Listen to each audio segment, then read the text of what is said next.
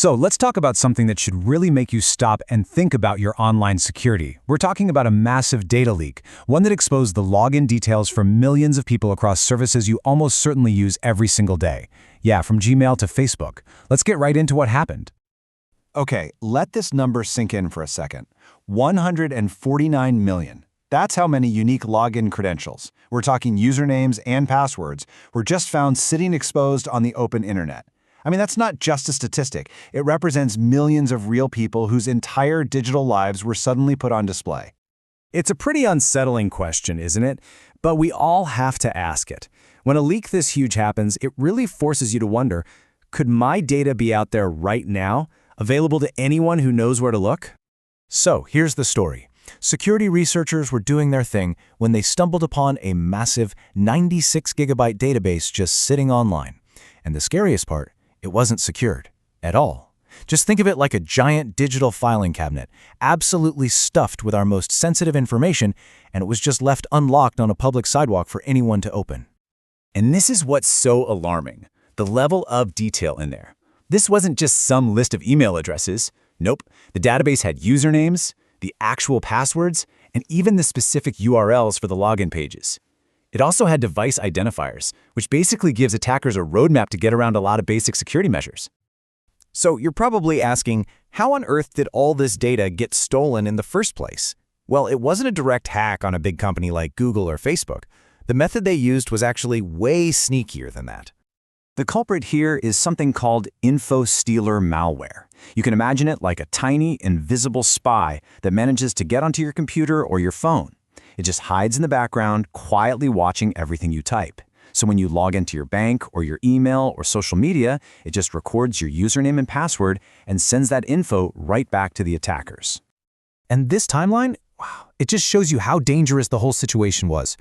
After researchers found this open database and reported it, it took nearly a full month for it to finally be secured.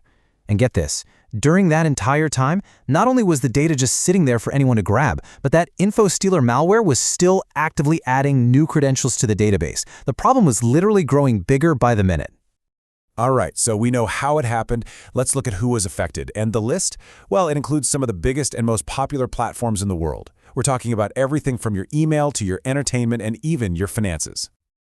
Just look at this breakdown. The scale is staggering. We're talking about 48 million credentials for Gmail alone, 17 million for Facebook, another 6.5 million for Instagram, 4 million for Yahoo, and that huge slice for other services, that represents over 73 million logins for a huge range of other websites and platforms. And believe me, it went way deeper than just social media. Researchers found credentials for streaming accounts like Netflix, financial services, crypto wallets, and maybe the most alarming of all, government-related accounts. Just imagine for a second the kind of damage someone could do with access to any of those. So having the data is one thing, but what can criminals actually do with it? Well, this is where the real threat comes into play. In their hands, your stolen login information becomes a really powerful weapon. Think about it like this. If a thief has the key to your email, it's like they have the master key to your entire digital life. They can just take over your account, lock you out completely, they can steal your identity, commit fraud, and even launch targeted phishing attacks against your friends and family.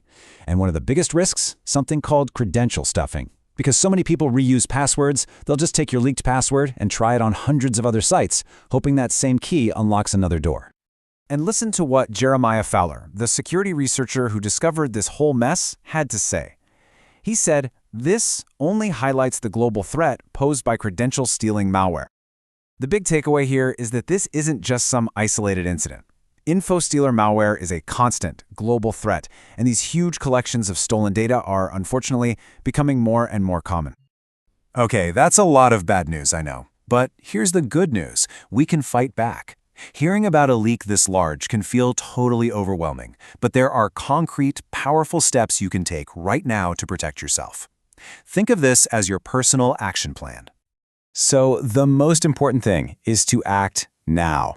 First, change your passwords. Start with your most important accounts, your email, social media, banking, and especially any accounts where you've reused a password.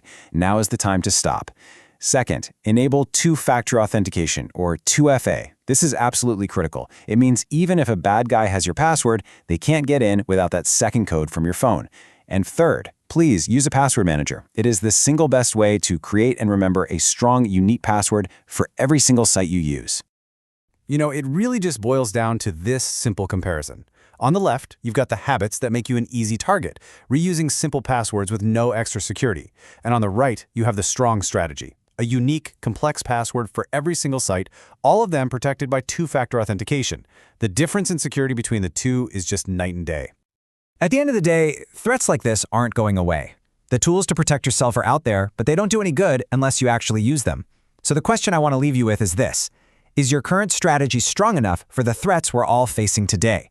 Your digital security really is in your hands, so please take the steps to protect it.